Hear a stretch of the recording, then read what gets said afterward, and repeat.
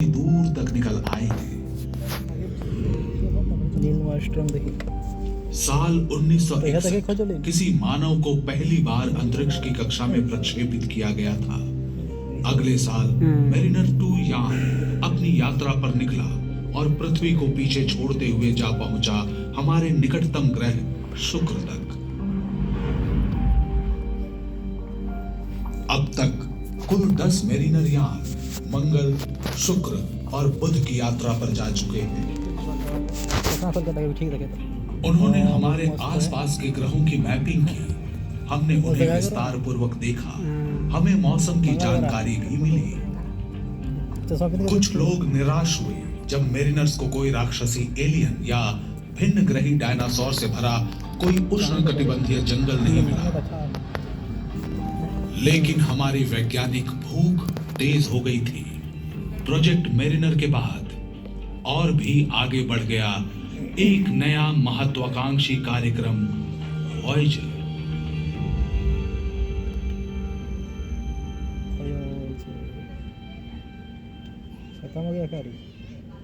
Voyager team के वैज्ञानिकों और इंजीनियरों ने हमारे सौर मंडल के बाहरी ग्रहों के रहस्यों को जानने के लिए 2 एक जैसे अंतरिक्ष यान तैयार किए, वॉयेजर 1 और 2।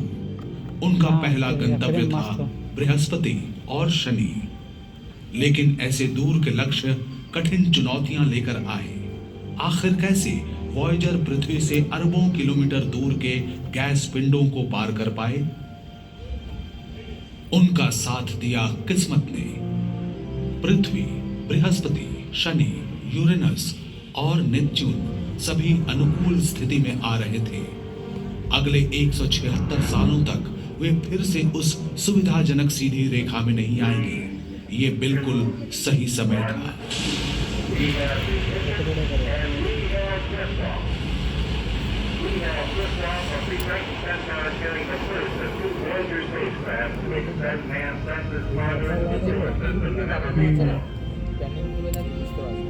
बीस अगस्त सन 1977 वॉयेजर 2 को अमेरिका के फ्लोरिडा के केप कैनवरल से लॉन्च किया गया। 5 सितंबर को वॉयेजर 1 भी अपने जुड़वां यान के पीछे पीछे इतिहास की सबसे लंबी यात्रा पर निकला।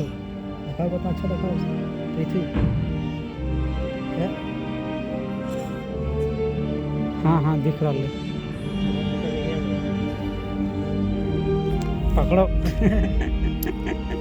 लॉन्च के कुछ ही समय बाद लगभग 120 लाख किलोमीटर दूर एक सही जगह से वॉयेजर 1 ने एक ही फ्रेम में खींची चंद्रमा के साथ पृथ्वी की तस्वीर। पहली बार हमने देखा कि अंतरिक्ष की गहराई से हमारी धरती और उसका उपग्रह कितने छोटे दिखते हैं। लेकिन मुश्किल वातावरण और लंबी यात्रा के खतरे सामने आ रहे थे। वॉयेजर 2 ने धरती के सिग्नल्स का जवाब देना बंद कर दिया। वैज्ञानिक जानते थे कि यान कहां है, लेकिन कोई संपर्क ना होने के कारण वे इसे नियंत्रित नहीं कर सके। उनका कीमती यान अंतरिक्ष के कबाड़ का छोटा हिस्सा बनकर रह गया। इसकी खोज का मिशन खत्म होने वाला था। लेकिन जो इंजीनियर वॉयेजर जैसा अंतरिक्ष यान बना सकते थे, वे 20 करोड़ किलोमीटर दूर से समस्या को हल भी कर सकते थे। नासा को लागू, नासा को नासा, लेकिन इसको ट्यून करने की क्षमता सही नहीं थी। नासा की तकनीकी टीम को सही फ्रीक्वेंसी की गणना करनी पड़ी और वॉयेजर 2 के रिसीवर से मिलान करने के लिए पृथ्वी पर ट्रांसमीटर को फिर से ट्यून करना पड़ा। उन्हें हर बार संदेश भेजते समय ऐसा करना पड़ता था। आज भी कनेक्शन कभी कभी टूट जाता है, लेकिन वे हमेशा इसे ठीक कर लेते हैं। 5 मार्च 1979 को फ्लोरिडा से उड़ने के 1.5 साल बाद योजना के अनुसार इसकी मुलाकात बृहस्पति के साथ हुई। वॉयेजर 1 ने हमारे सौर मंडल के सबसे बड़े ग्रह के पास से उड़ान भरी।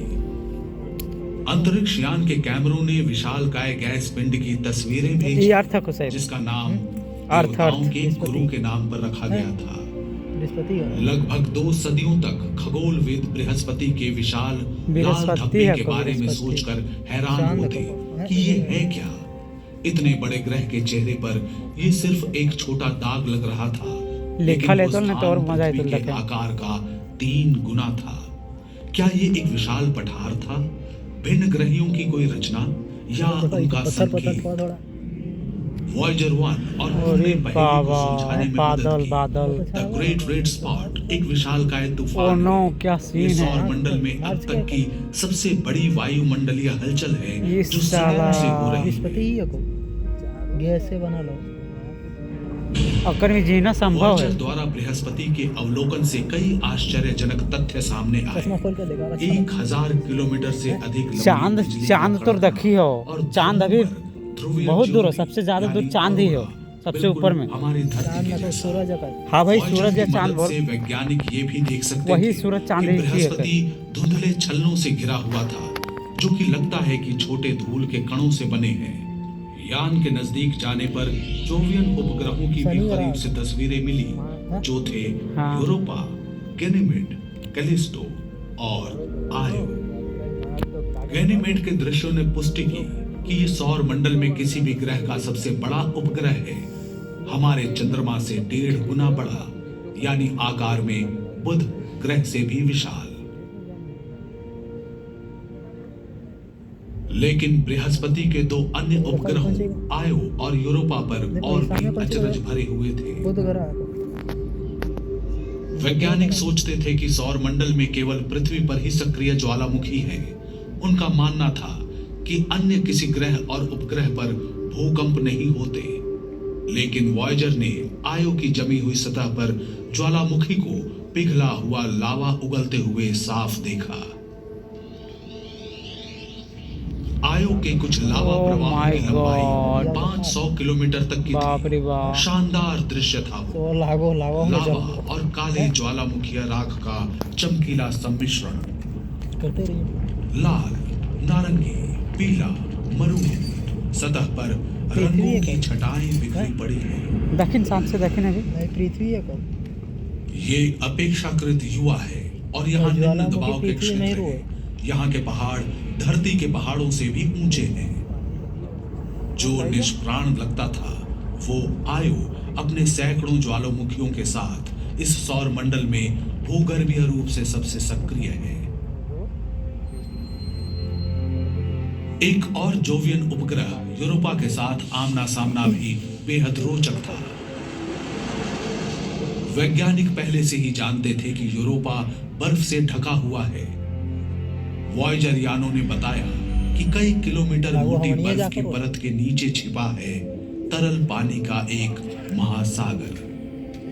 वास्तव में यूरोपा में पृथ्वी की तुलना में कहीं अधिक पानी है, लगभग 2 या 3 गुना ज्यादा।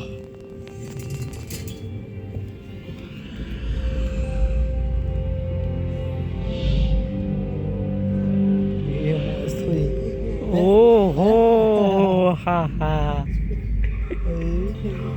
Oh my God.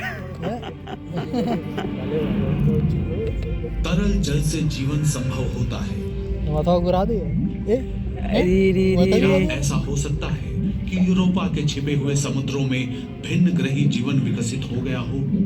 शायद हम कभी यूरोपा के बर्फीले पानी में ज्ञानवान जीवन नहीं पाएंगे, लेकिन एक छोटा सूक्ष्म जीव भी वैज्ञानिक अंतर्दृष्टि में क्रांति लाएगा।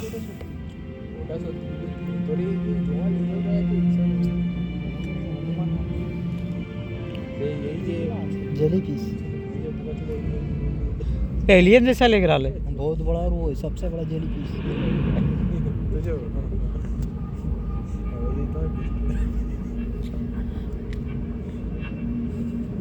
कितना बड़ा जेलीफिश देखा।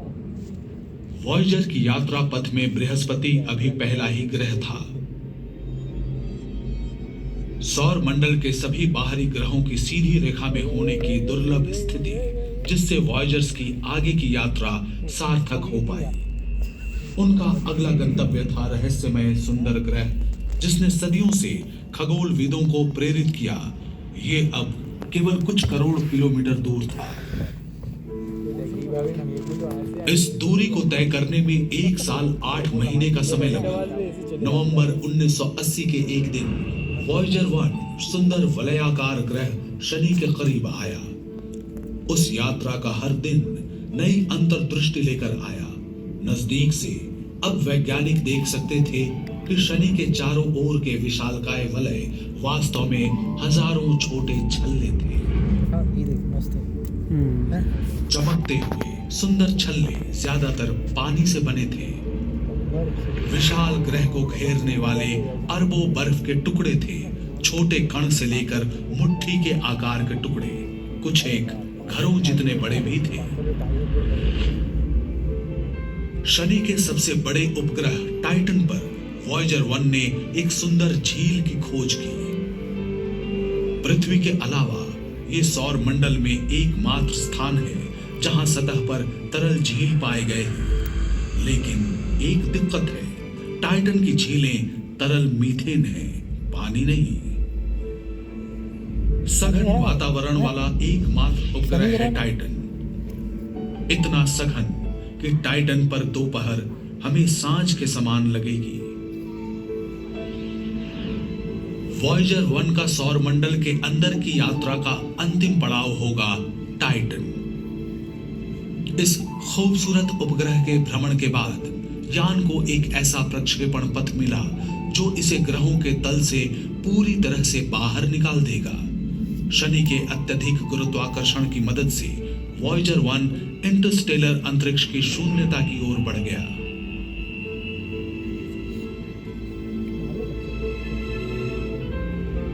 वॉयेजर 2 ने उसका अनुसरण नहीं किया। हमारे अपने सौर मंडल में घूमने के लिए और भी स्थान थे। ये यान अगस्त 1981 में शनि के पास पहुंचा, इसके जुड़वां हमसफर के 9 महीने बाद। वॉयेजर 2 ने पाया कि एन्सेलेडस अपेक्षाकृत युवा है, केवल कुछ 100 करोड़ वर्ष पुराना। ये सौर मंडल में बहुत ही नया है। इसकी युवावस्था ने इसे एक विविध और आकर्षक परिदृश्य दिया है। वहां कहीं गड्ढों से भरे हुए क्षेत्र हैं, तो कहीं समतल सतह पर उभरी हुई धारियां और गांठें हैं। वहां कई खड़ी चट्टानें हैं, लंबी खाइयां और दरारें भी हैं। एन्सेलेडस एक गेंद जैसा है जिसके बीच में एक बड़ी चट्टान है और ऊपर बर्फ की पपड़ी की परत। इसकी बर्फ जैसी सफेद सतह सौर मंडल में किसी भी अन्य खगोलीय पिंड की तुलना में सूर्य का अधिक प्रकाश परावर्तित करती है।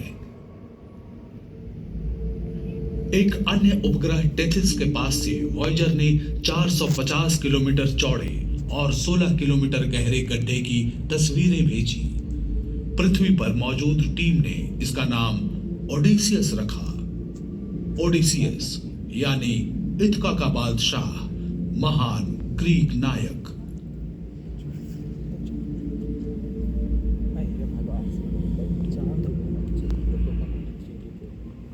शनि ग्रह के भ्रमण के अंत में वॉयेजर 2 ने ग्रह के अत्यधिक गुरुत्वाकर्षण बल का उपयोग करके गति प्राप्त की और अपने अगले गंतव्य की ओर बढ़ चला, जो था रहस्यमय बर्फीला विशाल यूरेनस।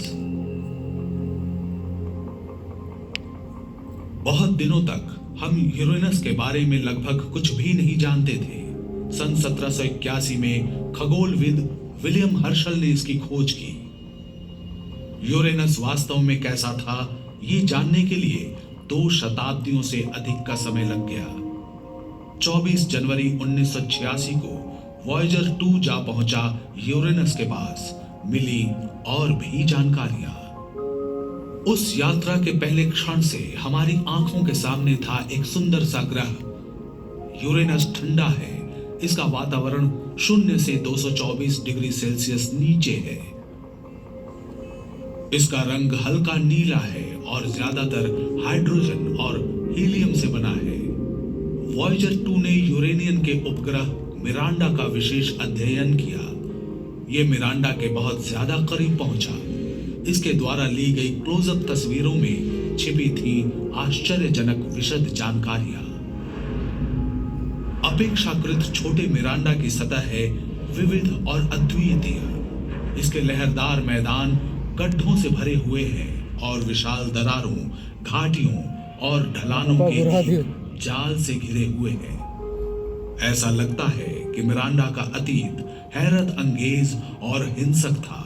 ये एक जोरदार टक्कर से चकनाचूर हो गया। बाद में गुरुत्वाकर्षण ने टूटे हुए टुकड़ों को एक साथ वापस खींच लिया और मिरांडा का पुनर्जन्म हुआ। वॉयेजर 2 ने यूरेनस परिवार के पास केवल कुछ दिन बिताए, फिर इसने गति पकड़ी और यूरेनस के गुरुत्वाकर्षण ने इसे इसकी अंतिम यात्रा की ओर उछाल दिया, नेपच्यून की ओर, एक और विशालकाय बर्फीला ग्रह। कैनवेरल से लॉन्च होने के 12 साल बाद वॉयेजर 2 अगस्त 1989 में नेपच्यून के पास पहुंचा। उस दौरान